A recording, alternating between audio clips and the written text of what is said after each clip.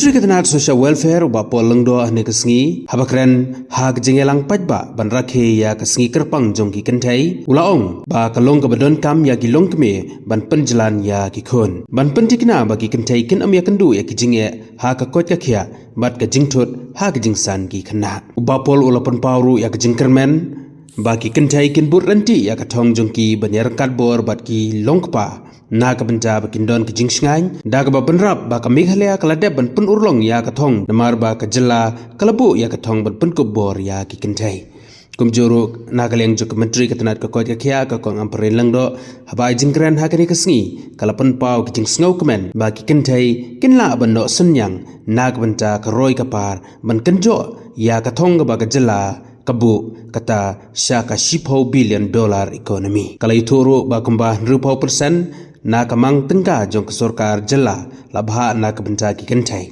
kalapan pau jingkemen bagi Kynthei jong ke nikapateng kedai kinong kentiu ya ke jela ha kayo kakon. That women are the bearers of communities, tribes, clans. Women protect the interest of the clan by multiplying. It is very important to remember that women are stable in their thinking. Women are not emotionally carried away.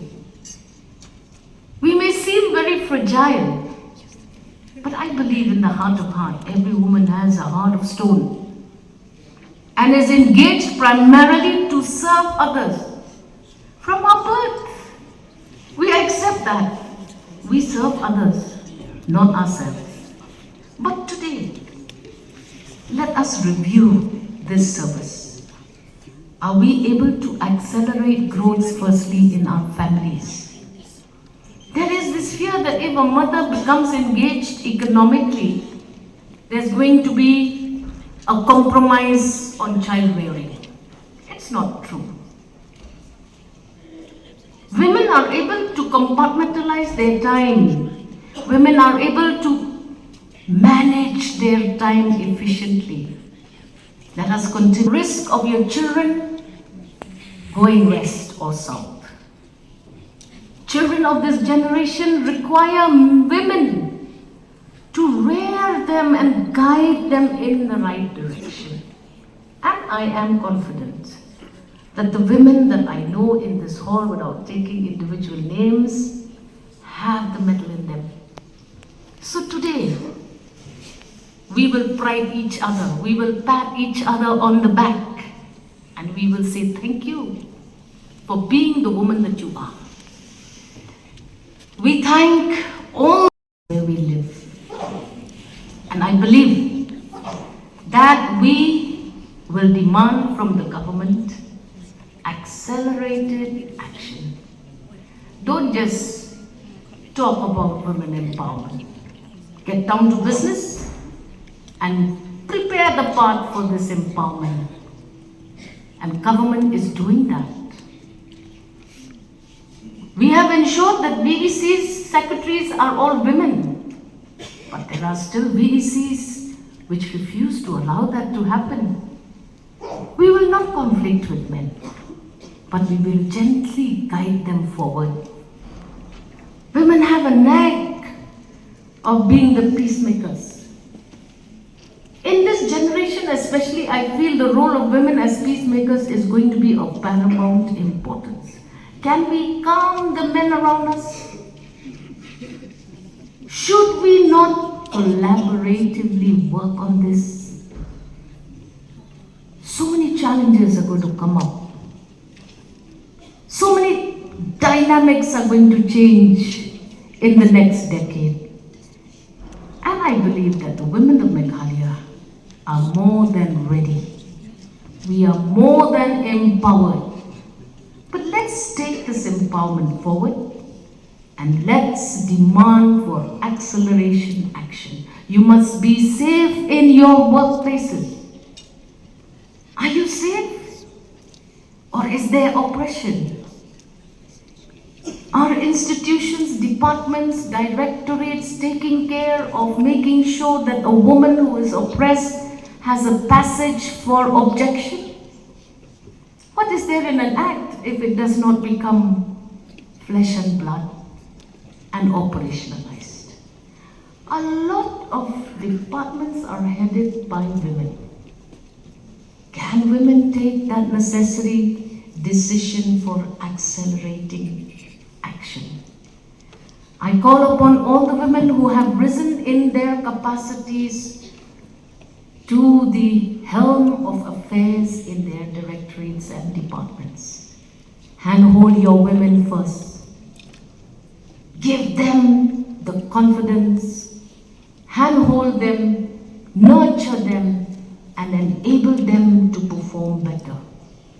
An apt tribute to women this morning, and so I spoke to Kynthei, who has just left for the other program, and told her that I believe in women first, ladies first, so be the first to arrive at today's program. That's why also she asked for my permission to leave ahead of me. I said that's another tribute to womanhood. Only to declare that most people know me as father of one son, but apart from him, I have 4 lakh children in the social welfare department. So being a father of 4 lakhs is not an easy task, but we would like to carry on because I believe God has designed a purpose for each one of us, and we're here to carry forward that mission, that responsibility with which we are tasked.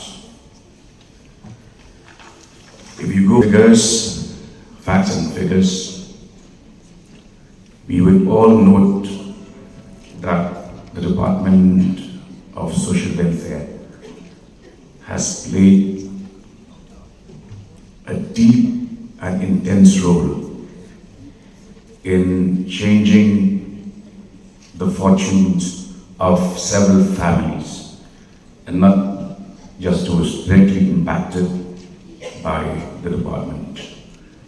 And I'm happy to say that we have a very energetic team which is working together to ensure that the rest of the world looks up to Meghalaya. I'm glad to say this, that whenever I interact with countrymen across the country, they all acknowledge the fact that whenever they visit Meghalaya, they do notice the fact that women are held in high regard. And this is a tradition that we should carry forward and further improve upon. We'll take our department forward, guide us to better serve our people, and be here with that sense of mission. I'd like to end by reminding each one of us, both men and women, that the very venue we are in is part of Pynkup Hotel, which was initiated by a Swiss couple just a year after the great earthquake of 1897.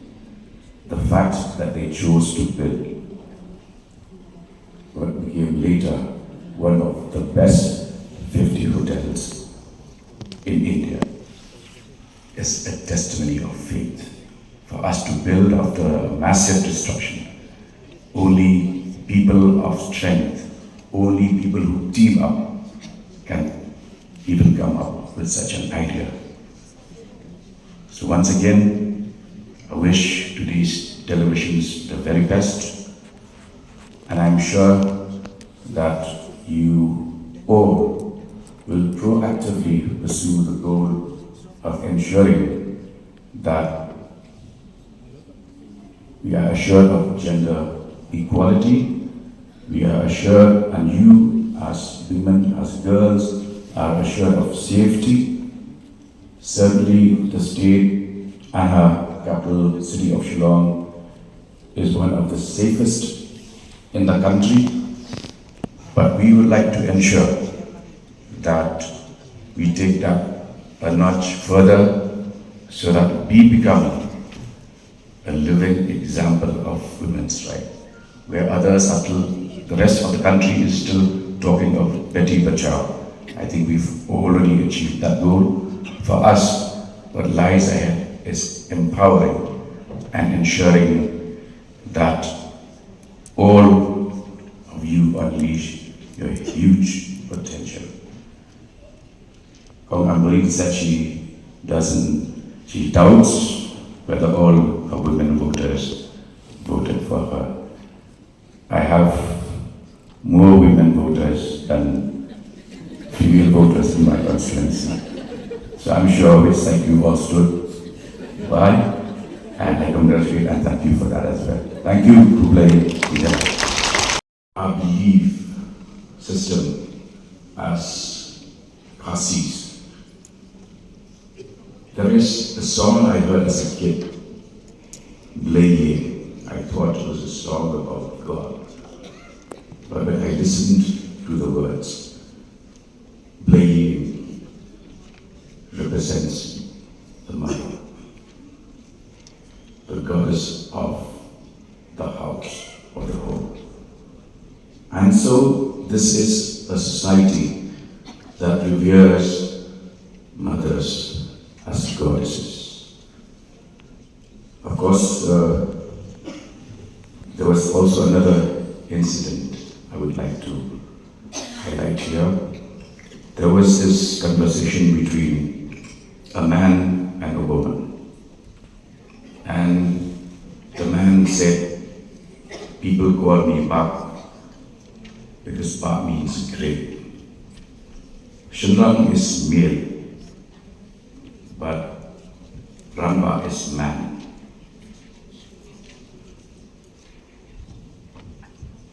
A stream is a wadur. A river is Kawak, but Waka would be the sea. A Long would be a hill. A Lopa becomes a mountain. So the man argues that Ba signifies size and dimension. The lady was listening with rapt attention, but she retorted by saying, you know why we are called Kong? Kong means Ningkong. We are first. So you may be as big as you can claim to be, but we are first.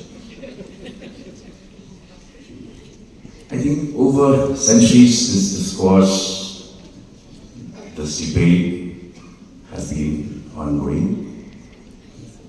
And I also recall coming up to this argument where both a girl and a boy were asked to place punctuation marks before one sentence. The sentence reads, woman without a man is nothing. You know what how the girl placed punctuation marks? She said, woman, exclamation. Without her, comma, man is nothing. And the boy wrote back, woman, comma, without a man, comma, is nothing, full stop. So it's up to this audience to make up your mind. But I think our energy comes from synergy. Nothing works better than that.